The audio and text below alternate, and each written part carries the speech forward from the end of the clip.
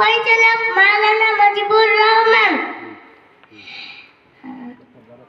প্রধান অতিথি, বিশেষ অতিথি, শিক্ষক বৃন্দ ও শ্রোতা বৃন্দ, সবাইকে আমার আন্তরিক শুভেচ্ছা ও অভিনন্দন।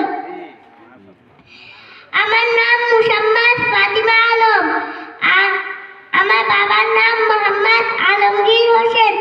আমি এবছর আয়েশা সিদ্দিকা মহিলা মাদ্রাসা থেকে নার্সারি জামাতে পরীক্ষা দিয়েছি। আমরা সকলে ভালো ফলাফলের আশাবাদী।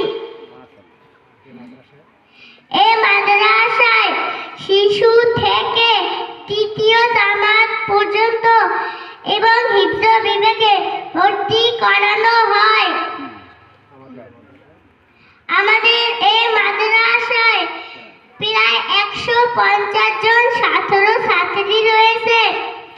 আমাদের এই মাদ্রাসা অভিজ্ঞ এবং দক্ষ কমিটি এবং শিক্ষক দ্বারা পরিচালিত। তাই আমি সকলের নিকট অনুরোধ করছি, আপনার সন্তানকে এই মাদ্রাসায় ভর্তি করিয়ে আধুনিক ও ইসলামী শিক্ষায় শিক্ষিত করুন। মাশাআল্লাহ, আলহামদুলিল্লাহ।